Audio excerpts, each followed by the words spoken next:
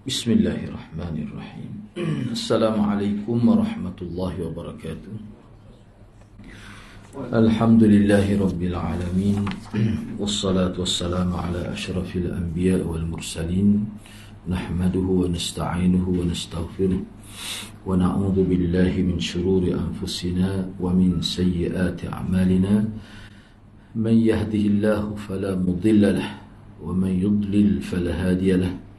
Rabbi shrah li sadri wa yassir li amri wahlul 'uqdatam min lisani yafqahu qawli. Amma ba'd. Alhamdulillah, bersyukur kepada Allah Subhanahu wa taala kerana dapat bersama pada pagi ini. Insya-Allah pada pagi ini kita kesambung perbincangan bahagian akhir bahagian akhir untuk bab yang ke-16. Keadaan para malaikat sebagai makhluk Allah Ta'ala yang paling perkasa dan rasa takut mereka ketika wahyu turun, ketika wahyu diturunkan oleh Allah Subhanahu Wa Ta'ala. Ini kita bincang dah lah. Cuma pada pagi ini nak sambungnya kandungan bab ini. Daripada awal perbincangan bab yang ke-16 itu disimpulkan poin-poinnya pada bahagian akhir ni, yang mana dalam rasanya sama saja 22 poin, 22 perkara disentuh di bawah kandungan bab ini. Kalau kitab saya ni muka surat 184, dia adalah sedikit perbezaan muka surat ni. Baik, yang pertama sekali daripada bab yang ke-16 ni, tafsir ayat Sabat ayat 23. Huraian itulah. Jadi kita tak perlu bincang dah ini, sebab kita telah bincang sebelum ini. Yang mana secara ringkasnya ayat ini menyentuh berkenaan dengan pernyataan dalam ayat ini tentang kehebatan Allah. Bila Allah Subhanahu Wa Taala berfirman, yakni menyampaikan wahyu kepada malaikat, semua malaikat yang berada di langit yang mendengar firman Allah itu semuanya, Waalaikumsalam, sujud, jadi jatuh pengsan. Itu menggambarkan tentang kehebatan Allah Subhanahu Wa Taala.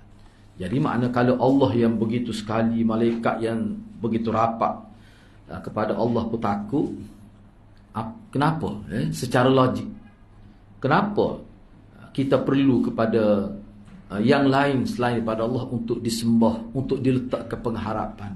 Ini dia isyarat ke arah itu. Sebab malaikat ni tak adalah makhluk paling rapat lah. Jadi bila sebut paling rapat, maknanya paling kenal Allah. Ketakutan mereka digambarkan dalam ayat ini. Itu secara ringkasnya begitu. Yang kedua, ayat 23 surah Sabat mengandungi suatu argumentasi, ataupun kita kata suatu pernyataan yang memperkuat kebatilan syirik itu, khususnya yang berkaitan dengan orang-orang yang saleh. Dan ayat inilah yang dikatakan akan memutuskan akar-akar pokok syirik dari hati manusia. Jadi orang yang kamu letak sebagai syarik kepada Allah, sehingga kamu syirikkan dia dengan Allah, apakah dia setaraf Tuhan? Apakah dia itu sama dengan Allah dari segi kekuasaan? Begitukah? Oh, jauh, langsung tidak ada kekuatan seperti Allah. Jadi maknanya perbuatan syirik itu sangat tidak patut, sangat tidak munasabah. Sepatutnya Allah sahaja kita kena patuh dengan sepatuh-patuhnya. Yang ketiga, tafsiran firman Allah. Bila malaikat selain daripada Jibril itu, bila dia sedar daripada pengsan itu, maka dia tanya, apakah yang telah difirmankan oleh Tuhan engkau? Maka malaikat Jibril sebagai ketua, dia mengatakan al-haq, iaitu kebenaran. Dan dialah Tuhan yang maha tinggi lagi maha besar. Jadi maknanya seolah-olah kita kata pendengaran malaikat tu jadi kabur, jadi samar, tak dengar, tidak boleh mendengar dengan baik. Kerana apa? Terlalu takut, terlalu bimbang, dan rasa gemetar bila mendengar firman Allah itu. Akhir sekali malaikat Jibril yang jawab kebenaran. Yang keempat, di sini kita dapat mengambil fahamlah bahawasanya malaikat bertanya Para malaikat bertanya Jibril, apakah wahyu yang telah diturunkan oleh Allah? Allah berfirman tentang apa? Kami tak sempat dengar. Sebab apa? Terlalu takut. Pengsan. Bila pengsan itu, bila sedar itu, baru tanya. Jadi sebab apa mereka tanya? Sebab mereka tak sempat nak dengar. Sebab apa? Terlalu takut. Kesan daripada takut tu pengsan. Ini nak gambarkan hebatullah. Makna kehebatan Allah itu. Haibatullah. Yang kelima, Jibril yang menjawab pertanyaan itu sebagai ketua malaikat. Yang keenam, disebutkan bahawasanya malaikat yang pertama kali mengangkat kepala adalah Jibril. Jadi makna daripada kenyataan ini, pengsan itu semua. Semua malaikat itu pengsan, termasuk Jibril. Dan Jibril lah yang mula-mula mengangkat kepala. Baik, boleh jadi timbul persoalan. Di sini tidak disebut kenapa malaikat Jibril boleh jawab, orang lain tidak boleh jawab. Dan asalnya wahyu diturunkan kepada dia lah, supaya dia bawa kepada Nabi itu. Baik, yang keenam, disebutkan bahawa yang ketujuh, malaikat Jibril AS memberikan jawapan tersebut pada seluruh malaikat penghuni langit. Kerana apa? Kerana para malaikat bertanya kepada Jibril. Yang ke-8, seluruh malaikat penghuni langit jatuh pengsan bila kadang mendengar firman Allah. Ini tanda kehebatan Allah. Yang ke-9, langit pun bergetar dengan kuat kerana firman Allah itu. Yang ke-10, Jibril adalah malaikat yang menyampaikan wahyu. Dan Jibril ni adalah malaikat yang menyampaikan wahyu. Maknanya wahyu tu diberi kepada Jibril. Kemudian Jibril lah yang akan sampaikan kepada utusan-utusan Allah yang kita sebut sebagai Rasul dan Nabi. Jadi maksudnya apa? Kalau dalam huraian tu maksudnya wahyu ni Jibril pun tidak boleh ambil mudah-mudah. Tidak boleh. Semua tu sikit ke banyak ke, wahyu tu semuanya atas perintah Allah. Yang ke-11 disebutkan pula dalam hadis bahawa syaitan-syaitan cuba untuk mencuri maklumat wahyu itu. Yang ke-12, syaitan-syaitan itu mencuri berita langit, yakni wahyu dari langit, dengan cara sebahagiannya naik di atas sebahagian lain. Mana sebahagian iblis itu dia menjadi tangga kepada iblis yang lain. Jadi kita tak boleh nak gambarkan lah. Langit tu tinggi. Maknanya berapa ribu tu. Tak tahulah. Berapa ramai. Maknanya syaitan iblis yang menjadi tangga, anak tangga untuk iblis lain boleh sampai ke langit sehingga boleh dengar maklumat itu. Dari yang mula-mula dengar tu dia akan sampai kepada yang bawah dia, yang bawah dia, akhir sekali sampai kepada yang berada di bumi. Dan yang berada di bumi itulah akan sampai kepada ahli sihir, kahin, bomoh-bomoh di zaman dia dan sebagainya. Jadi bayangkanlah. Anda terlupa satu poin yang minggu lepas lah. Okay, kalau kita belajar hadis, maknanya contoh kita ambil Bukhari. Nah, Bukhari ni antara dia dengan Nabi tu, kalau perawi yang berada di celah antara Bukhari dengan sahabat ataupun terus pada Nabi, kalau perawi itu paling sedikit, itulah hadis yang paling tinggi. Semakin banyak perawi, dia sebut sebagai, orang panggil apa? Sanad safil. Kalau hak paling dekat tu, sanad ali. Apa tu? Semakin dekat dengan pemberi maklumat asal, semakin kuat maklumat itu. Kalau kecek Kelantan kat, bila ramal ni ramal Tuk Perai. Tu kalau bahasa Kelantan kat, bila kata ramal Tuk Perai tu, kemungkinan berubah maklumat tu sangat tinggi. Tak cuba bayangkan lah. Hak alih atas sekali sampai ke hak bawah nak sampai ke bumi tu. Berapa ratus orang tu? Tak perut pedas tak serupa tu. Kalau bahasa Kelantan ke, kemah molek tu. Tak serupa tu. Oh, pakali hak bawah, hak atas ni royak gini, hak bawah ni tak ingat sekali royak jugalah dia tu. Jadi makna kemungkinan berlaku penyelewengan fakta itu sangat tinggi. Sebab hak mula-mula dengar tu bukan dia sendiri yang sampaikan kepada sahir dan kahin itu, tapi dia melalui orang lain pula. Aduh boh. Cuba bayangkan, anak royak pada Abang royak ni. Kalau siapa 100 tu, tak ada kemungkinan ke maklumat tu jadi berubah. Sangat besar risiko tu. Di sini pun mana sudah ada satu gambar bahawa maklumat tu sudah tidak asli lagi. Tapi kalau wahyu, Jibril dia takwil dah kepada orang lain. Dia direct kepada Nabi. Allah sampai kepada Jibril sebagai ketua malaikat. Dia tidak kata bui pada Israfil. Kadang-kadang pakap saya ke malakul maut tu loyak lah ke Nabi tu. Tak ada berlaku gitu dalam proses penyampaian wahyu. Daripada Allah kepada Jibril. Jibril sendiri tu. Dia tidak wakilkan kepada mana-mana pihak. untuk sampai ke wahyu. Cuba tengok perbezaan itu. Perbezaan maklumat wahyu hak betul, sebab tu kata al-haq tu. Tapi kalau hak melalui iblis, dah lah iblis. Enggak, iblis ni tak ada seorang pun ju. Nah, patut dia sampai pada bawah tu iblis juga. Sampai ke bumi pun sanak tu orang panggil sanak iblis. Jadi kalau sanak iblis ni boleh percaya ke? Dia sanak-sanak dia bukan bermakna rantaian nama-nama perawi itu, bukan itu maksud sanak. Maksud sanak ni bila kata sanak, mana rantaian itu telah dibuat pengesahan setiap individu bahawa dia tu thiqah dan telah terbukti ada rekod sehingga maklumat dia tu tidak terselindung. Kalau terselindung tak boleh terima sanak itu. Dia panggil majhulul hal.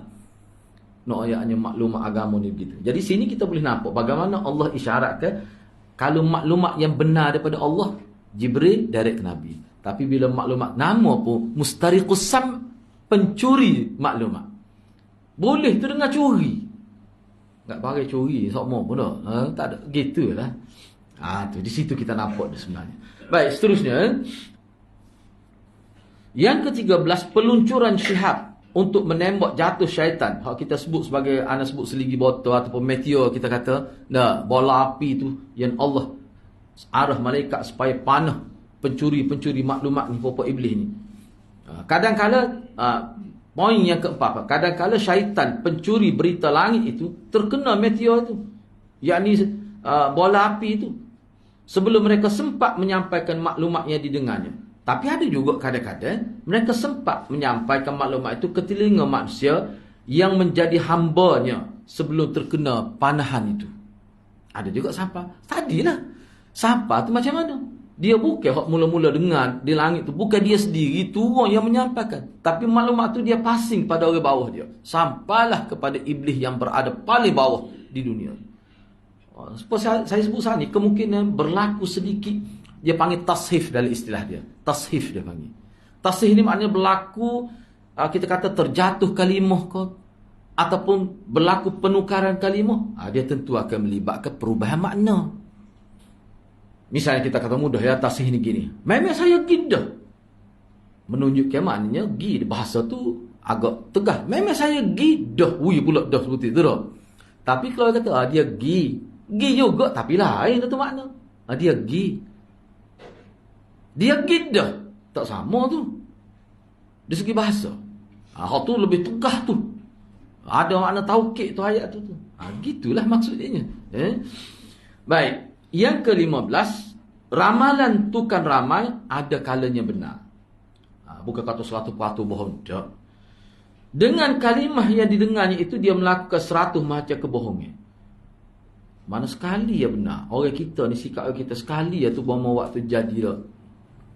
Pada 100 hari tak jadi, dia dah pakat jadi sekali tu. Peseng orang kita. Kalau nak kira, kalau kita nak ambil kira doktor di hospital lah kita kata, lebih baik dia lagi sebenarnya. Kita kata tu orang cimani bawa tapi hak jadi pun ramah. Adalah juga tak jadi sekali dua tu, tapi ramah jadi. Sebenarnya. Tu sebab dia kata rawatan jantung kepada sebagainya. Memang ramah. Hak berjaya dalam proses rawatan itu. Bapa Allah buat tidak berjaya setengah-setengah tu, nak isyaratnya bahawa kuasa tu bukan pada obat. Kuasa tu pada Allah hakikatnya. Ada berlaku sesengah orang tu makan tak kenyang. Lepas makan tu perut sekot dah, tapi nafsu makan nak lagi. Kau nanya tu. Nanya tu. Tak boleh nak duduk. Berasa nak makan. Padahal makan parut dah. Pemuk kata muni merah gapo. Nah, ada jenis tu. Baik. Ada setengah tu tak lalu. Nak makan tak ada selera. Lapar. Pasal tu pula. Letih juga jadi. Tak boleh nak buat gapo juga. Tak boleh nak kerja gapo. Tu contoh. Maknanya kadang-kadang Allah ubah sikit. Apa ni kita kata kehidupan kita tu jadi susah selalu. Baik, seterusnya. Yang ke-17, kebohongan iblis tidaklah dipercayai kecuali kebohongan tukar ramal tu. Tidaklah dipercayai kecuali kerana kalimah yang diterimanya dari langit melalui syaitan. Sekadar itu saja. Jadi di sini, ni dalam konteks orang Arab ni patut kita boleh kiyah di zaman kita. Di mana hak dipanggil sahid dan kahin itu. Ahli sihir dan juga bomoh-bomoh tu. Dia ambil maklumat mana? Jelas melalui ayat ni bahawa dia daripada qarin dia tu. Makhluk gaib yang dia rapat tu. Siapa tu? Iblis. Baik kita kata boleh jadi jin. Iyalah jin yang macam mana? Jin yang mukallaf. Ada yang baik, ada yang soleh, ada yang jahat. Jadi jin yang mana? Sebab hak nampak tengok ni pun penipuan ni. Nah. So kau tak nampak tengok. Tu Jadi nak ayatnya maklumat tu kalau dia mari dengan makhluk halus tu hati-hati tak boleh nak pakar lah. Tak boleh nak pakar. Ana banyak jumpa patut kita baca kitab pun. Ambil melalui mimpi. Patut ada setengah-setengah tu dia terima sebagai maklumat. Dia dengar ada suara membisik kepada telinga dia. Selawat, wirid. Dia terima untuk amalan. Tak nak sabar rasa. Maklumat tu tak tahu. Nak terus tak boleh. Nak analisa tak boleh maklumat tu. Boleh terima sebagai wirid. Wirid ni dia amal tu sampai mati. Tu panggil wirid. Barang nak amal setiap hari sampai mati ni. Mati saya tu tak. Melalui disiplin. Hak tu baru patut jadi wirid. Untuk kita amal setiap hari. Ni maklumat tak tahu mari mana. Boleh amal. Seolah-olah memperjudikan. Mesej saya ni dia marah lah bila kita kritik. Tak apalah. Kalau dia ada hari ni pun tak apa. Dia marah. Dia kata, sebab bila kata ulama buat ni, betul dia kata hak Nabi tu lebih afdal. Tapi kita nak kata tak boleh hamba tu. Itu macam biadab lah dengan ulama tu. Saya tak jawab lah. Cuma saya kata insya-Allah kita pakat-pakat hidayahkan kepada masyarakat ni yang sahih daripada Nabi. Kerana lafaz itu wahyu daripada Allah. Sebut gitu. Saya sebut gitu ya kita. Malah kasih banyak. Dia marilah kenyataan ulama kata harus kita amal wirid hak ulama ajar. Ulama mana? Cuba ya. Ulama mana yang buat wirid sendiri lepas tu dia suruh umat ajar? Ulama mana? Imam Bukhari ada buat gitu. Imam Syafi'i ada buat ni hak aku buat ni hak Nabi mu ambil hak aku lah. Ada Imam Syafi'i kata gitu. Ulama mana hak jenis reka sendiri wirid tu suruh amal, suruh anak buat amal. Cuba raya. Ulama mana?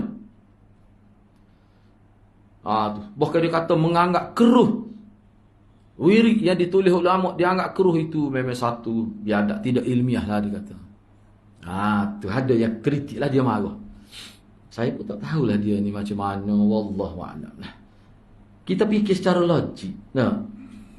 Kita sebagai orang mengaku asyhadu an la ilaha illallah wa asyhadu anna Muhammadan abduhu wa rasuluh. Tiba-tiba pergi boleh ambil hak lain. Dalam keadaan menganggap hak Nabi lebih baik. Kita anggap dia sebut dalam itulah dalam teks dia tu. Dia kata memang kita terima hak Nabi lebih afdal, tapi boleh juga nak kata mana nak kata wala sebenarnya atas kereta dia berat tu perkataan nak kata tu. Ni saya modify sikit ni. Ni termasuk popok gong lah. Nanti tu nipis tu bahasa tu no. Tahu dah ada dua benda. Hak ni hak Nabi, wahyu lagi. Jelas para Nabi melalui sistem periwayatan yang ketat, sistem yang ketat untuk menyabitkan keabsahan dia tu. Mana lebih afdal ni hak ulama, tidak afdal tiba-tiba pergi ambil ni. Suruh masyarakat aman, nak panggil ke dia tu orang lagu tu. Orang yang menganjurkan begitu. Nak panggil ulama ke? Nak panggil waris Nabi ke begitu? Itu persoalan dia. Ana tidak nak mempersoalkan. Sebab hak ulama buat pun molek juga makna tu. Tak ada siapa kata tak molek. Kalau tak molek dia tak petang lagi. Tapi hak ni wahyu. Dia molek setara mana pun dia tak akan naik jadi wahyu. Orang tak panggil wahyu. Comel setara mana. Sastrawan setinggi mana pun kalau dia karang selawat, dia karang doa, dia karang wirid, dia tak akan naik jadi wahyu. Inilah kita nak bincang. Wahyu ni mana Allah turun pada Jibril, malaikat rebah berleping dengan ayat hebatnya. Lepas Jibril tidak melalui perantara, direct kepada Nabi. Tu wahyu.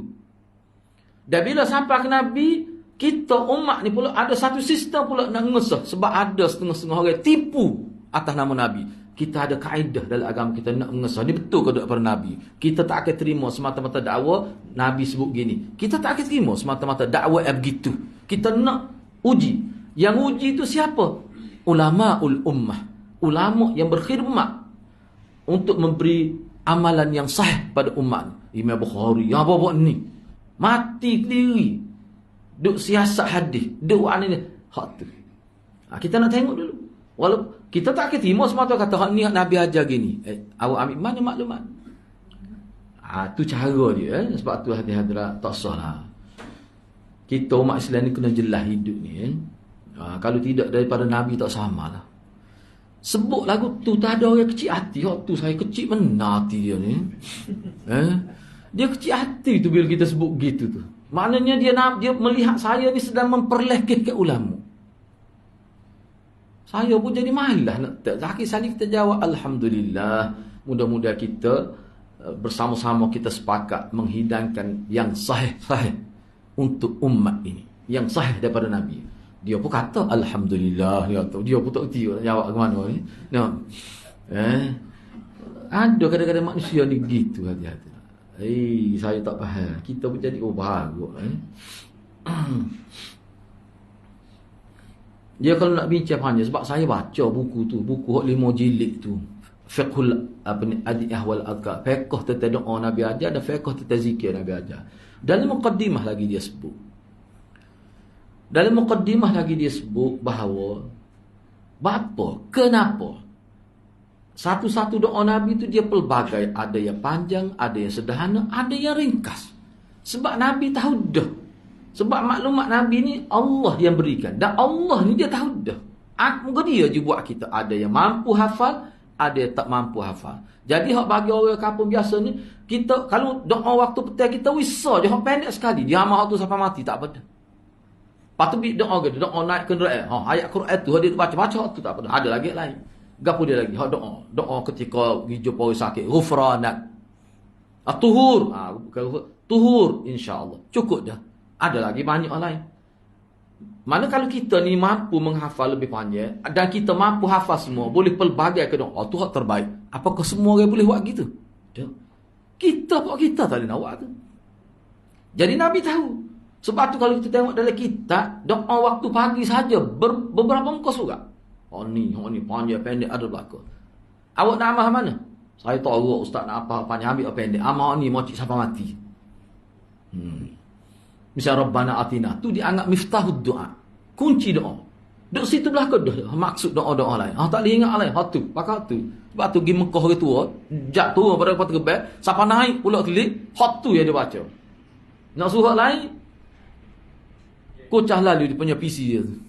Ngau PC hok mula-mula komputer orang buat dulu. Tak upgrade langsung, tak juga. Sebab tu agama ni dia untuk semua. Awak makcik tak boleh baca panjang, baca pendek. Tak boleh juga pendek pun. Memang ulama kata, makcik baca kut bahasa makcik. Makcik orang Cina guna bahasa Cina. Tapi kita kena belajar hadis, nak ambil idea cara berdoa tu. Tu mudah aja agama. Tu disebut dalam muqaddimah lagi kita tu. Misalnya doa mau panjang, nak ngapa doa? Doa mau panjang ni banyak mana? Banyak doa. Nak tak ingat aku bahasa Arab. Tak ingat ke sekarang, hak ingat dah pun tak ingat pula. Lepas tu nak buat lagu mana? Kita baca doa, kita belajar ke. Contoh dalam kita ada mufrad jilid kedua tu bab doa. Kita tengok lagu ni kalau nak baca doa mau panjang. Lepas tu doa nak mati pun ada Nabi ajar. Ada sahabat tu dia minta doa supaya mati kali dia warna tu. Nabi kata tak boleh doa kematian, tak molek.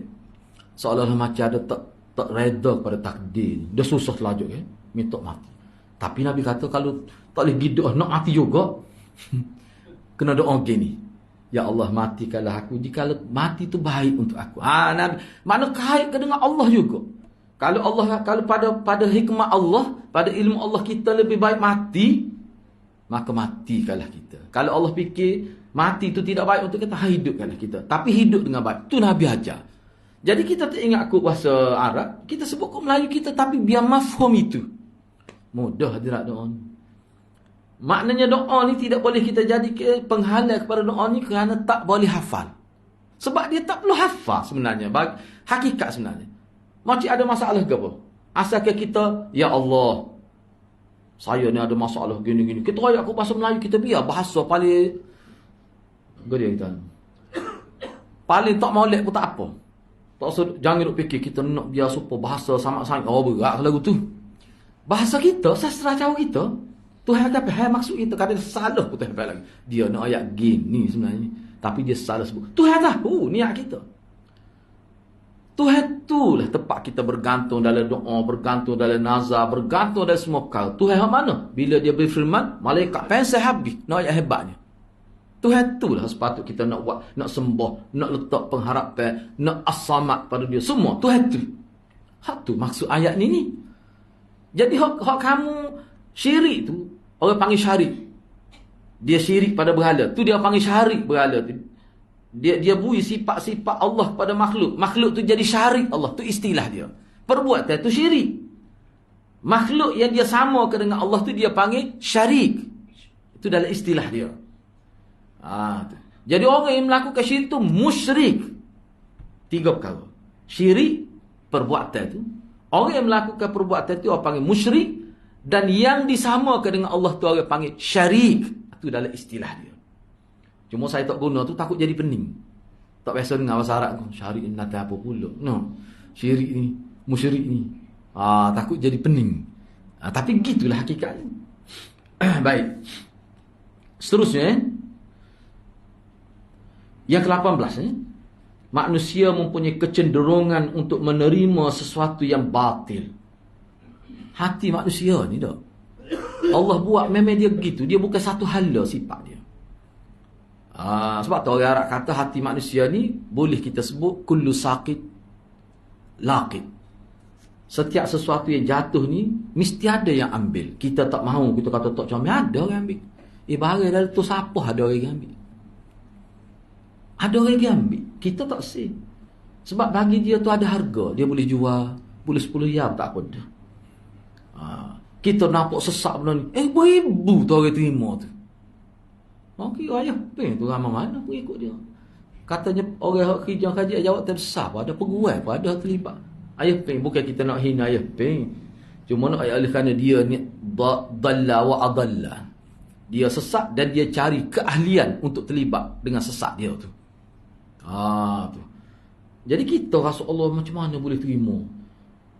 Muka ayah pen ni kapal tu ya. Baca tu boleh tahu cerita dia duduk kapal lagu mana sebelum dia menghilang di lama. Rupanya dia pergi menutup alik Indonesia mengikut oleh kapal dia. Balik-balik bawa satu aja ada pengikut. Tapi orang boleh terima yang kita anggap sebagai tidak munasabah tu. Tak logik bagi akal. Watak yang membawa ajaran tu pun nampak tak semak langsung gitu kata no. Tapi orang boleh terima. Kullu saqit laqit. Setiap yang jatuh kita tak say dia ada peminat dia. Nak buat lagu mana? Sebab tu kita kena doa biar kita jadi peminat kepada kebenaran. Allahumma arinal haqqa haqqa. Ya Allah berilah aku nampak hak benar tu benar. Jadi minat kepada benar. Warzuqna tiba'ah. Dan berilah peluang biar aku boleh ikut. Allahumma arinal batila batila. Ya Allah berikanlah kemampuan kepada aku biar bila aku tengok yang batil aku nampak dia sebagai batil dan aku tak minat kepada batil. Dan berilah peluang supaya aku boleh menjauhi yang batil. Tu doa. Doa ni ulama kata doa hifzul iman. Doa nak jaga keimanan. Tu doa tu. Kena baca semua tu. Patut kena baca semua jadi wirid hak tu. Patut nak jadi wirid hak tu sabit tu. Manusia ni memang ada kecenderungan tu. Dia tidak sebuah malaikat dia ni. Sebab tu manusia ni kalau kita ngaji falsafah Islam, dia kata manusia ni dia ada malakah. Istilah dia. Malakah ni potensi. Manusia ni Allah cipta manusia ni dalam diri dia, ni kecenderungan dia ni dia ada malakah syaitaniyah dan malakah malakiyah. Ada setengah ulama sebut dia ada malakah hayawaniyah. Makna manusia ni dia ada potensi boleh jadi jahat. Kalau tidak dijaga, tidak dibajai, tidak dibentuk dengan ilmu wahyu, dia boleh jadi seperti binatang, jahatnya. Dalam Quran sebut lebih teruk daripada binatang lagi kalau tak kena raya. Dan dia boleh jadi naik tinggi seolah jadi seperti malaikat. Tinggi boleh jadi berlaku. Sebab tu kita tengok manusia ni kadang-kadang jahat tu lebih pada binatang. Hadirat kalau kita tengok sejarah dalam peperangan pada manusia tak perang tu tentera tu belah pun wanita dia teka. Ana baca sejarah peperangan Cina dengan dulu Jepun dulu ni. Dahsyat dia. Dia letak perempuan mengandung atas ni tentera Jepun dia buat pada perempuan Cina mengandung. Dia buat teka anak dalam kandungan lelaki ke puan. Dia letak duit. Dia nak tahu tu dia belah mana-mana pun. Mati perempuan tu dia belah tengok anak jatuh. Boleh hadiah lah hak mana betul tu. Dia boleh buat setara tu manusia. Dia belah perut tu. Dia boleh buat teka-teki tu. Dia ikat tangan perempuan tu. Tengok anak jatuh ke anak betina. Masa-masa letak duit lah sebagai target lah kita kata bahasa kita nak. Dia belah perut. Belah hidup-hidup cuba bayar. Manusia kalau aku tu.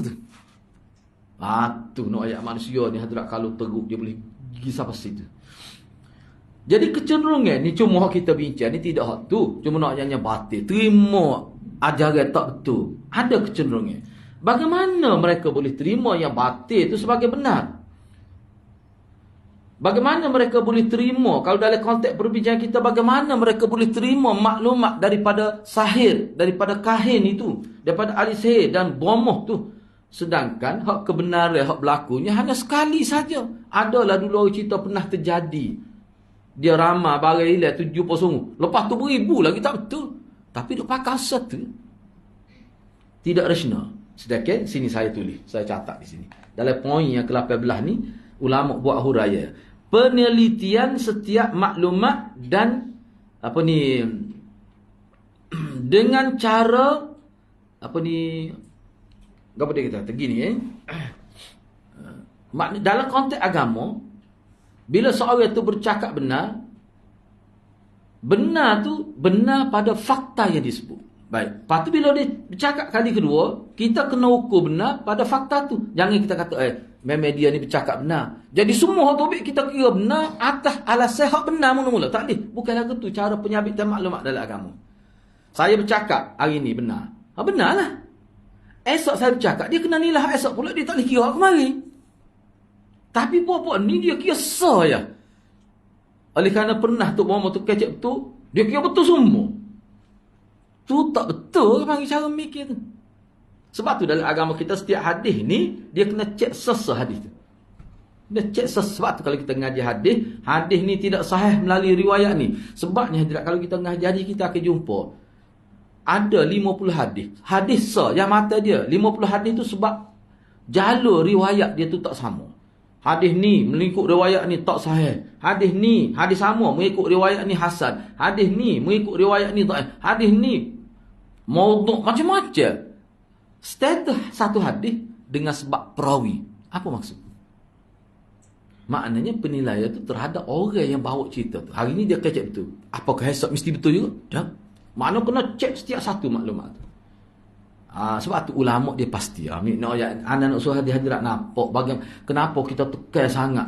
Kita kena ambil maklumat daripada Nabi. Hak tu pun kena yang telah ditashihkan oleh ulama. Sebab apa? Baik, saya nak buat contoh gini. Kalau kita ngaji hadis kita akan jumpa. Misalnya, contohnya, Hisham misalnya. Hisham ni cicit Sayyidina Waqah. Hisham bin Urwah bin Az-Zubair. Az-Zubair bin Al-Awwam. Itu menantu Sayyidina Waqah. Hisham ni memang dia perawi siqah. Mana hadis dia diterima. Tiba-tiba ulama kata tak diterima hadis ni sebab riwayat daripada Hisham. Hisham tu siqah dak hadis ni, bukan hadis lain. Apa jadi kita? Hadis ni tak diterima. Padahal dia ni perawi siqah. Banyak mana hadis dia ulama tu. Tapi hak ni tak boleh. Bapa yang jadi hak ni tak boleh. Hak tu boleh apa? Sebab masa dia riwayat hadis ni, akal dia tu dia sebanyak dia lupa. Sebab Hisham ni salah seorang perawi yang mana di akhir usia dia ingat dia terganggu. Orang panggil dia nyanyuk. Kadang-kadang ingat, kadang-kadang tidak. Siapa nama dia?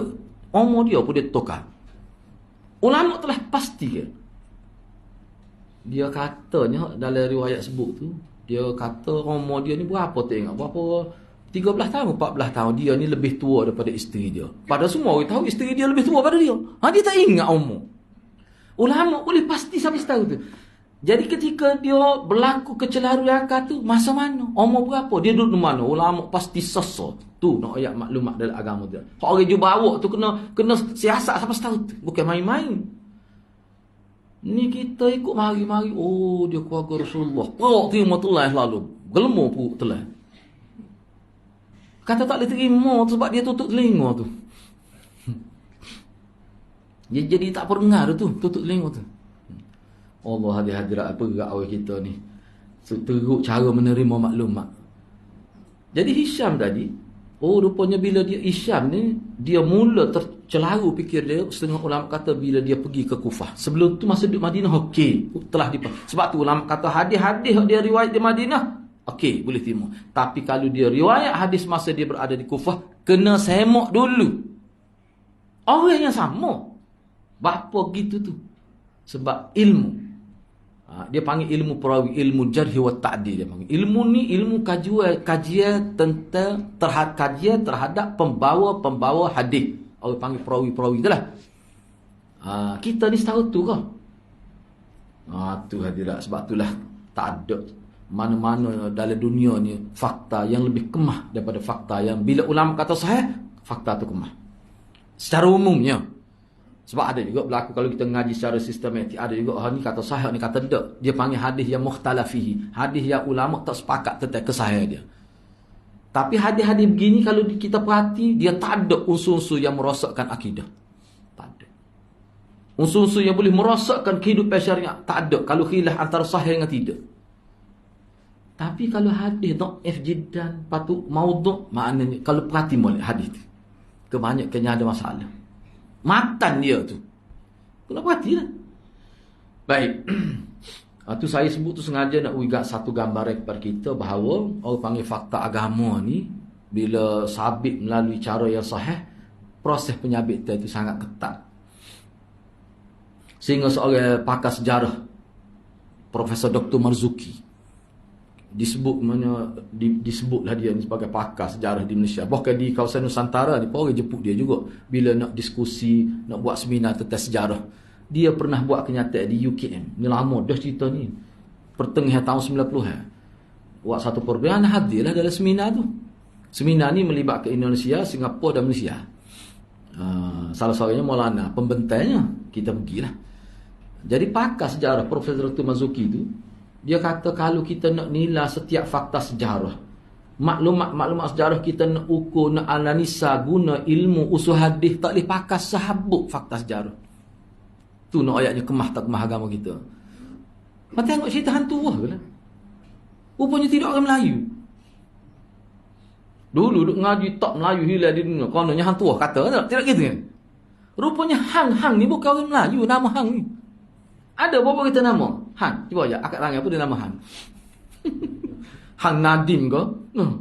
Jadi HANG ni dia nama Nuh, Cina Nuh. Rupanya dia ni bodyguard Hang Lipo. Mengikut kajian apa ni? Anwar Seng dia ada buat kenyataan. Pernah dia buat kajian lah. Memang tidak orang Melayu. Sorry apa? Han leki, Han jebak, Han leki, semua sekali tu. Pulak dah. Kalau kita duk ngaji masuk sekolah, pokok sakit tekak-tekak duk ngapa tu dak? Cerita sejarah tokoh pahlawan Melayu hantu tu, lambat simbol ketaatan kepada raja. Yalah kita nampak gong tu hal lain lah. Bak saya nak kata aku nampak Han jebak hero. Tak apa secau lah tu. Serabu buruk lah tu dak. No ayatnya rupa sekali tu ya. Sebab tu Profesor Marzuki kata kalau kita nak ukur fakta sejarah, pada sejarah di Indonesia ada satu jabatan. Jabatan sejarah. Maknanya nampak tu hebat. Nah ilmu tu. Buat masuk usul hadis kalau nak nilai fakta dia sahabut tak boleh pakai. Lah. Cuba tengok dulu cerita Mak Indra ya tak? Ya Mak Indra. Dia ni komeni. Tahu mana dia? Nak tahu maklumat dia. Kena ambil maklumat di Britain. Duk situ dia punya arkib.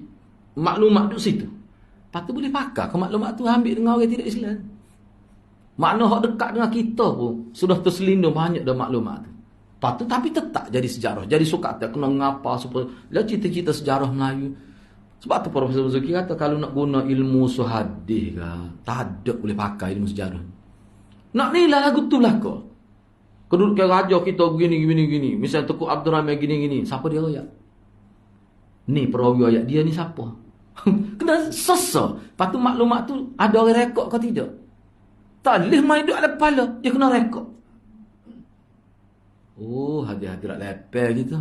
Nah. Jadi orang Islam duk ngaji bagi lagu tu jadi suka tiasah.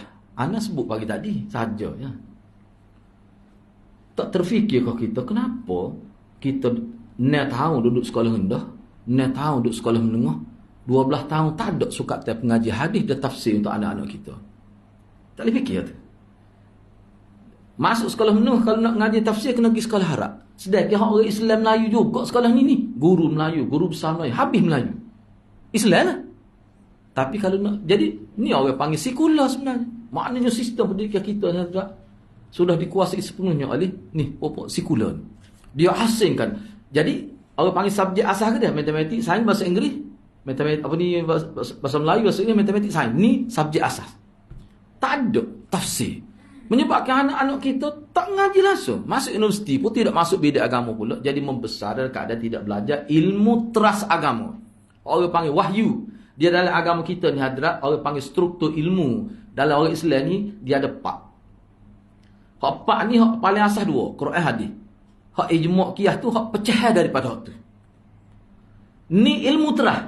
Tiba-tiba tidak dijadikan ilmu terah dalam pendidikan kita. Siapa dia ajar tu? Barat tu. Lepas tu, bila kita kata begitu ke, dia kata macam-macam. No. Hakikat kita kena terima. Tak boleh kalau kita masuk subjek hadis. Banyak popok kita ni orang yang pakar dalam ilmu pedagogi. Nah. Tak boleh nak buat, tak boleh nak susun metod. Pengaji hadis biasa dengan peringkat tahap 1, tahap 2, tahap 3. Naik, tak boleh nak buat. Lepas tu ilmu lain boleh buat tu. Tidak ada kehendak ke arah itu sebenarnya. Orang politik pun duk mikir mau sahabat benar kecik orang politik you know. Sekat tu lepas tu kiah dia gitu hadis-hadis sebenarnya hakikat. Sebab kita duk ngaji ni kita ngaji ni asal ni.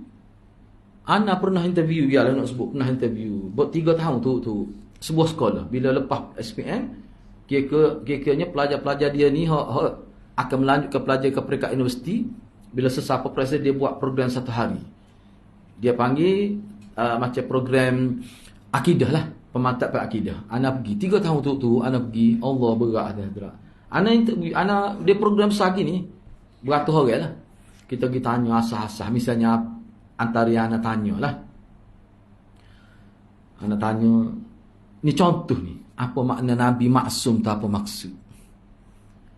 Kenal ke dia punya Abdurrahman bin Auf? Apa tugas dia? Mana hak asas-asas? Tak kenal saya tak tahu sahabat. Sebut maksum tu tahu dia kata Nabi maksum. Tak buat tidak melakukan kesalahan sama ada dosa kecil dosa besar. Setakat tu ya. Dia tahu. Maknanya basic tu pun tak sampai tahap basic lagi tu. Jadi berat benar tu. Kalau kita tanya apa beza taubat dengan istighfar, nunginya nak jawab. Pok kita pun boleh tentu lagi tu. Gapo dia beza istighfar dengan taubat. Aja ya. Dia kata kita ni tawaduk malah nak nunjuk ya. Cuba cari cuba jawab dia. Apa beza istighfar dengan taubat? Benda-benda tu asas tu. Apa saya kata asas? Sebab dia berkait dengan buat salah. Bila buat salah kena istighfar kemudian taubat. Semua ayat Quran dia mula dengan istighfar. Jadi apa kaitan buat salah istighfar lepas tu baru taubat? Dia apa beza istighfar taubat? Kalau tanya tu lagi. Dan anda pernah tanya pun. Sahabat tak boleh jawab. Lepas tu ustaz dia kata tinggi tu ustaz soalan ustaz tanya tu. Mungkin ustaz pun tak tahu. Sebab tu dia kata tinggi. Saya kata dah asas benar ni. Sebab dia berkait dengan orang buat salah. Bila buat salah istighfar dia taubat. Asas tu. Tapi dah kita tak tahu. Benda-benda gitu lah. Istighfar ni maknanya orang panggil pemula. Sebelum taubat dia bermula dengan minta ampun. Tak kira salah dengan Allah ke, salah dengan manusia ke, mula-mula sekali astagfirullah Allah ampunlah aku. Barulah pergi kepada rukun-rukun taubat tu. Meyakini hak buat kita tahu, insah kita sedar hak buat salah. Lepas tu kita nekat tak sih buat dah kesalahan tu. Rukun yang ketiga menjauhi punca berbuat salah. Lepas tu naik selagi kalau bersalah dengan manusia, kita kena selesaikan dengan manusia. Kalau kita telah memburukkan dia, kita telah fitnah dia, buruk dia dalam masyarakat, kita wajib perbetulkan balik dan minta maaf dengan dia. Tu rukun keempat, baru tu hatimu. Kalau melibatkan harta, kita kena hantar balik harta dia. Kalau habis dah separuh kita makan tu, buyak hantar separuh, lepas tu minta bayar ansuran. Dan kita ada sebut bayar ansuran. Tapi berunding dengan tuan punya harta tu wajib. Baru tu hatimu taubat kita, tu rukun. Lepas tu kalau ambil duit siapa, duit rakyat, bukan seorang, 35 juta rakyat Malaysia.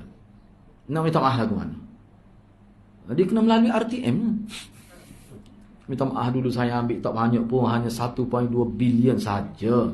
Agak-agak maaf lah. Lepas tu agak-agak kita kata mana? Tak kita kata. Tu kan? Kalau TB ke 2 ya, aku kata nak hari, dia kata. Tu orang-orang Kelantan kita. Nak ayat beci pada pemimpin jenis korak gini ni. Anda jumpa dah tu. Dia letak tapak kaki dia dilepah. Di TV. Dia kata kalau TV kedua ya aku lama kut nela nan hari. Dia beci kelih pemimpin hok kecek pelawak ni. Nak ayat ni becinya rakyat, tapi rakyat tak boleh nak buat apa. Tak boleh nak samai, tak boleh nak gapo. Tak apalah hadirat Baik. Seterusnya kita tengok di sini Sebab tu di sini poin yang ke-18 tu sangat penting kita faham. Mana maklumat pengesah benar ni dia bukan kita lihat pada orang sekali dia bercakap benar kita kata benar belaka dia. Islam disiplin dia tidak begitu. Contoh yang sebut Hisham tadi lah. Dia lupa ingat tu bukan satu dosa. Sebab tu perawi ni hadirat contoh lupa ingat dia jadi bercelaru. Tu dia panggil jadi dhaif hadis. Tu orang panggil dhaif ringan. Dhaif ringan ni maknanya kena semok orang lain pula lagu mana ataupun tengok lagu mana kadang-kadang ingat kadang-kadang tak. Tapi kalau jenis menipu dia ni terlibat ajaran salah sudah terbukti dia ni mungkarul hadis dan terkenal dia sebagai mudallis susuk uca. Dia ambil riwayat daripada tok guru dia ni orang tak pakar belah mana. Dia pun buat nama tok guru dia dalam sanad. Direct pergi kepada orang lain. Orang lain tu dipercayai. Jadi maknanya sanad telah terputus. Dia tipu sanad. Sebab kalau dia sebut nama tok guru dia orang tak percaya. Tu dia panggil mudallis. Hak ni mudallis peringkat berat. Mudallis mana penipu lah. Oh kalau terbukti gitu ulama tak terima dari riwayat dia. Tu nak ayatnya sistem dalam agama kita. Ni nak saya sebut tu pasal ni lah. Nak ayatnya kenapa kita tekan sangat kena ambil maklumat sahih. Sebab apa tu? Sebab dia melalui sistem yang sangat ketat. InsyaAllah terjaminlah kehidupan kita. Yang ke-19, satu kalimat kebenaran tersebut beredar luas dari mulut ke mulut dan diingati. Lalu dijadikan sebagai bukti apa yang dikatakan tukar ramah tu jadi benar semua. Pada sekali itu ya betul ya. Cara menilai tu sudah salah dah. Saya sebut kena tilah setiap maklumat betul lah dia sebut kemarin. Hari ni dia kecek bab lain kena nilai bab ni pula. Sebut tangan Hisham tadi lah. Betul dia kecek masa tu, masa belum dia pergi ke Kufah, masa tu ingat dia kemah. Tapi manusia ni ada kelemahan. Dan itu bukan dosa kelemahan dia. Bila siapa tua tu jadi celaru. Dia boleh berlaku pada sesiapa saja. Tapi dalam konteks periwayatan hadis, tak boleh terima hadis tu. Bukan dia berdosa, bukan dia jahat. Kelemahan diri. Sebab tu dia panggil dari istilah dia panggil su'ul hifzi. Ingat dia sudah buruk. Dia tak berdosa. Mungkin dia lupa nak macam mana. Baik, yang ke-20. Menetapkan kebenaran sifat-sifat Allah. Sebagaimana yang terkandung dalam ayat dan hadis. Kalau dalam ayat ni, mana Allah ni ada berkata-kata. Mana Allah ni bercakap. Kita ahli sunnah. Kalau dengan salah lah, dia sabit. Banyaklah Allah turun. Tapi perkara ni diingkari oleh puak-puak aliran Asy'ariyah. Dia kata tak turun tu bukan turun Allah, turun rahmat. Allah bercakap tu maknanya bukan dengan bahasa, bukan dengan lafaz. Tu dia takwil lah. Kalau salah tu dia tak bincang tu. Sebab ni berkait dengan Allah ni kita hanya terima dan kita beriman saja sesama salah. Sebab tu puak sahabat dia tak sibuk bab-bab ni. Dia duduk bincang tentang ayat lain. Ayat untuk boleh membangun manusia, cara berfikir mengikut metod Quran macam. Dia lebih pada waktu. Ayat-ayat Tuhan berada atas langit. Dia terima saja. Lepas tu lagu mana tak tahu. Tak suruh bincang. Tak termasuk dalam perkara wajib bincang tu. Sesat masalah. Sebab tu pun dia tak jadi masalah.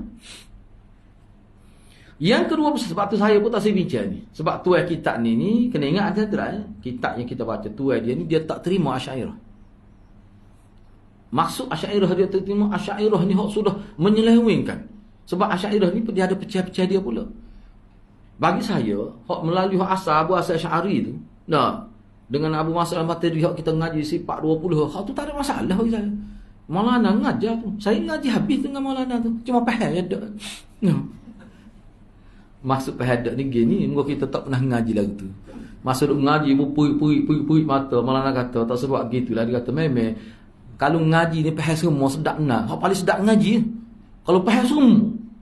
Kau cakap ustaz ajar faham semua. Oh sedap ngaji. Apa yang jadi tak sedap ngaji ni? Dia tak faham semua. Lebih-lebih kalau ustaz ni pun jenis tak faham lah mana juga ngajar. Oh nanya mana murid.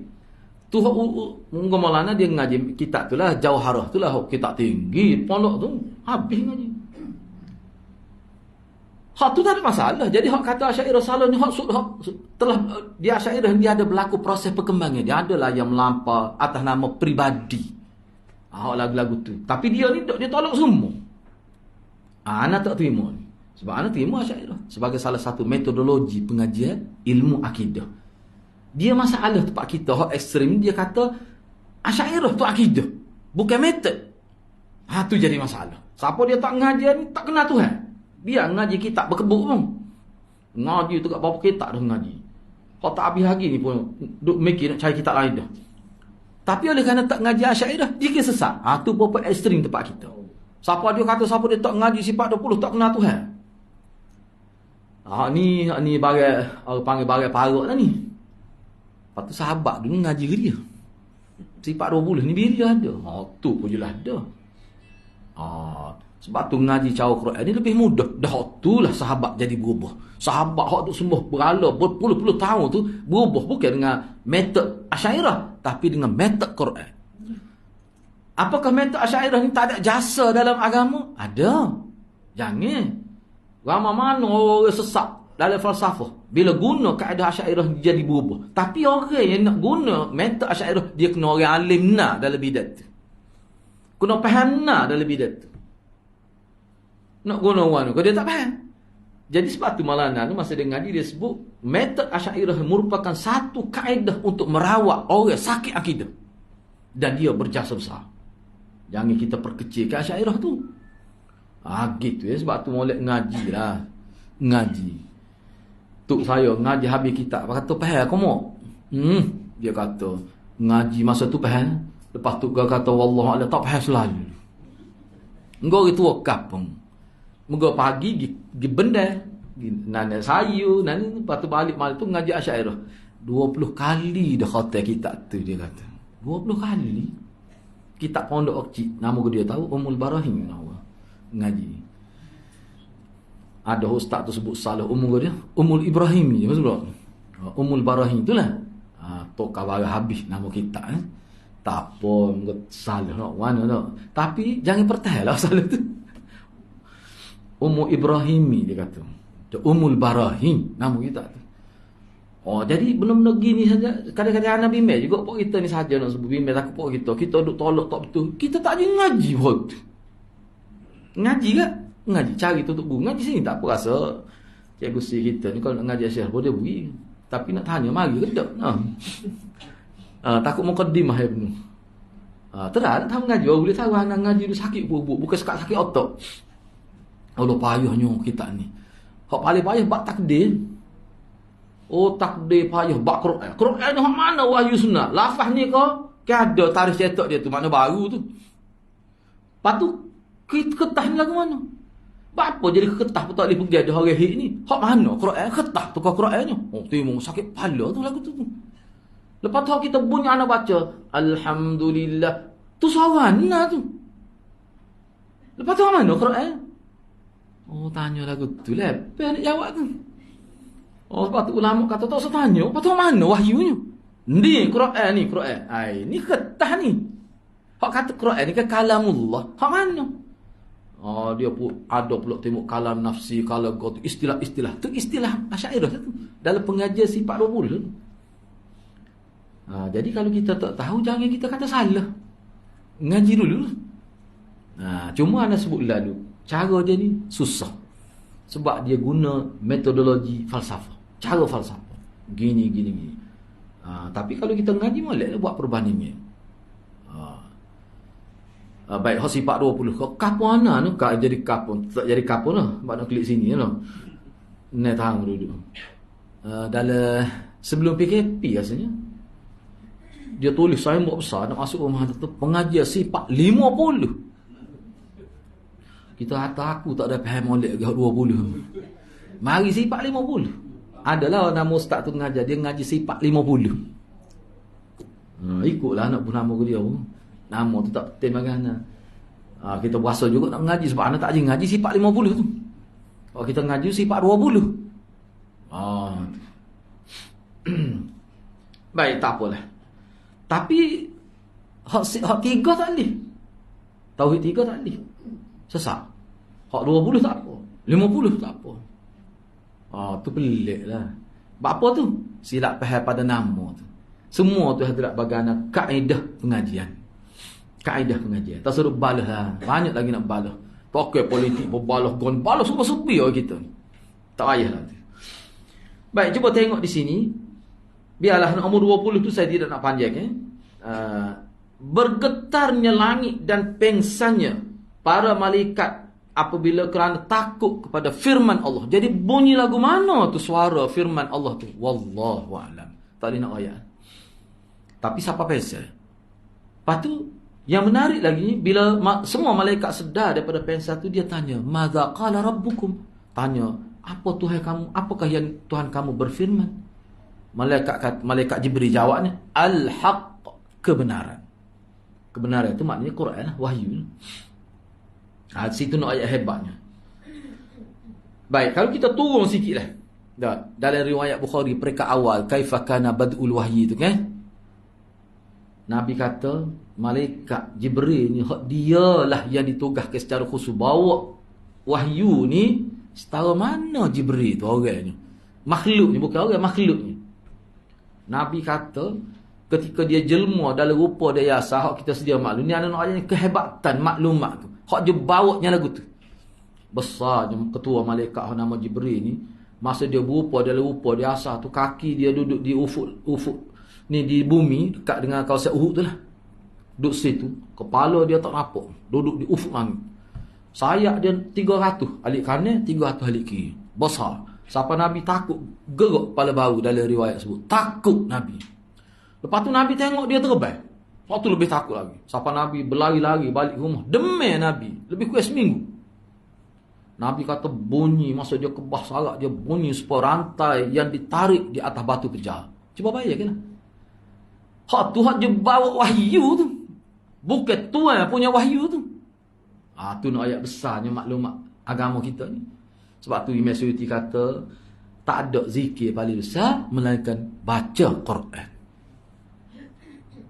Saya nak tanya bapak kita, berapa muka surat sehari baca Quran? Siapa dia tak siapa muka surat, jangan angkat tangan. Berat juga. Malu nak akak nah. Padahal kita baca banyak pada tu. Fikir dirilah. Fikir dirilah. Imam Ghazali kata dalam kitab Ihya tu, baca separuh tak apa dah. Tapi biar setiap hari. Saya tak apa, biar setiap hari. Tak apa dah, sibuk tahu mana pun. Muka telefon ada belakang. Quran dulu alim belakang. Hadis, aplikasi hadis. Lah ni jangan memang kedebel umat Islam kita. Bukan ustaz pun dia tahu. Dia boleh cek diri. Nak tahu hadis, dia masuk sahur sekalimah pergi aduh lalu dengan data main-main. Batu ustaz-ustaz ni tak sedul agah lah. Anak murid kadang-kadang ditanya, "Ustaz, anak kena ada?" Dia tunjuk dah kan hadis tu. Dia kata hadis ni lagu mana ustaz? Mujur kita tahu. Kita kata hadis ni sahih, tapi makna dia perlu penjelasan. Lepas tu anak perhati bila dia nak pergi ke pihak lain, rupanya ada dah takhrij. Dia nak test kita. Kata kaca anak murid lagu ni. Lepas tu dia tanya apa maksud hadis ni, anak pun ayat lah. Lepas tu dia kata pula, sadaqta. Sebab malaikat Jibril tanya Nabi ni. Dia kata betul ustaz, sebut dia pun tunjuk. Dia kata aku akan nak teh aku. Rupanya dia tanya kita maksud hadis, dia baca dah. Lepas tu dia rakyat, dia kata ni saya terima ni daripada orang Indonesia. Dia kata saya ambil dalam web dia. Mana kita nak cek hadis, dia bagi aplikasi dia. Maknanya kita ambil patah perkataan saja, kita boleh tengok huraian ulama. Tu nak ayat dalam. Sebab tu Hazrat tak selalu kecek main-main lah fakta agama. Umat Islam ni hak tidak ustaz pun dia reti rujuk. Tu cara Allah jaga agama. Bukan sekadar ulama, orang biasa pun reti dah. Tu. Sebab apa? Sebab ramai umat Islam berkhidmat dengan hadis. Fikir nak buat lagu mana untuk memudahkan umat ni? Ada ke dalam agama lain gitu? Tak ada. Sebab sini misalnya, anda bukan ingat semua Quran, nak tahu ayat Quran. Surah gapo? Misalnya kata Zulfa ni cuba tengok muka surat 184 ni. Nota kaki 328, cuba tak? Betul nota kaki 328. Muka surat 184. Hak tu berkait dengan ayat mana tu? Berkait dengan ayat Az-Zumar ayat 3. Tu kenyataan ayat ini menerangkan keadaan malaikat semua. Hak ni kenyataan dia ni memang dia sesuai dengan ayat 3 surah Az-Zumar. Patut kita pun tak ingat. Ana tak ingat mula-mula. Tak ingat dia ni duk ada ayat ke berapa ni? Wa yuqarribuna ilallahi zulfa. Tak ingat. Tahai zulfa tu berkebut. Ada 4 ayat hak ada kalimah zulfa. Boleh tahu selalu siapa dia awak kerja ni? Orang Islam. Tahai zulfa so. Orang kata masalah Ustaz Zulfa pun nak tahai lagu mana tak tahu tu. Sikit yang ngaji. Tahai zulfa so tobik 4 ayat hak ada kalimah zulfa. Boleh tahu selalu. Tu nak hadirat. Sebab tu ustaz-ustaz duk mengajar di masuk YouTube, dia kena beringat. Awak nak mengajar kena semak dulu. Sebab depan awak ni bukan bodoh semua ni. Kadang-kadang lebih cerdik pada awak. Yang itu memang. Sebab itulah hadirat bila umat Islam sudah nampak ke arah menguasai teknologi mencari maklumat, insya-Allah. Setiap maklumat yang disampaikan itu tak ada ke ulama, orang masyarakat awam pun boleh tapis dah. Itulah kelebihan agama kita. Tak ada disiplin tu dalam agama lain. Yang ke-22, para malaikat maknanya tersungkur sujud pada Allah. Kenapa? Kerana dengar firman Allah saja. Bukan sekadar sujud, pensel tak khabar apa. Bila bangun tu tak ingat, cuma tahu Tuhan berfirman. Seolah dia tanya, ya Jibril, ma qala rabbukum. Wahai Jibril, Tuhan kita kata gapo tadi tu? Malaikat Jibril kata al-haq, wahyu. Hal-haq mana wahyu? Hak benar. Tu nak ayatnya. Jadi bab yang ke-17 tu muqaddimah tadi tu. Baru nak masuk bab sebenar ni. Habis dah muqaddimah tu, kita masuk bab dia, bab syafaat. Syafaat ni minggu depan. Minggu selepas ni lah. Cuma ana nak sebut sikit. Syafaat ni benar besar dia. Dia tak kena hadap betul-betul bab syafaat ni. Sebab kalimah syafaat dan hal-hal yang berkait dengan syafaat ni, dia berkait dengan bab orang panggil kesalahan-kesalahan setengah orang buat. Dia panggil tawassul. Dia berkait dengan ni lah. Asalnya nak ambil syafaat orang soleh tu. Kalau kita memahami syafaat dengan cara yang tidak berdisiplin, akan rosak kita. Sebab tu hadirat, tajuk syafaat ni dalam mana-mana kitab usuluddin pun dia mesti ada bincang. Ni tajuk penting. Silap situ rosaklah. Bapa pergi kubur tu, kubur wali nak ambil syafaat wali. Lagu mana tu nak ambil syafaat wali tu? Di sini kita akan bincang. Itulah menjadi orang kafir tu buat apa? Orang kafir zaman Nabi tu buat apa yang pergi sembah berhala tu? Berhala tu dalam bentuk lembaga yang asalnya batu pun ada, kayu pun ada, daripada tanah liat pun ada dia buat. Buat apa tu pergi? Kita nak ambil syafaat dia lah, sebab dia orang soleh. Ayat tadilah, ayat 3 tu. Liyuqarribuna ilallahi zulfa. Hak tu maksud dia. Ni perbincangan bab syafaat ni. Jadi hak ni tak ada nak bincang hari ni. Anak setakat tu lah dulu. Kalau ada apa-apa persoalan boleh tanya lah. Jadi untuk sesi anak lah selepas daripada ni, kita akan bincang bab syafaat. Hadirat, ni ialah kalau boleh lah, sama kalau baca ni. Sebab kalau dalam internet bab syafaat ni dalam tulisan bahasa Melayu Indonesia sangat banyak. Cuba rujuk sendiri sebelum kita bincang ni. Setengah-setengah maklumat tu tidak disebut di sini. Tajuk tu syafaat, konsep syafaat dalam agama tu keluar banyak artikel dalam bahasa Melayu. Kalau bahasa Arab tersoyak lah. Ada kitab khususnya. Wallahu alam. Okey, ada persoalan ke? Kalau nak tanya boleh dipersilakan.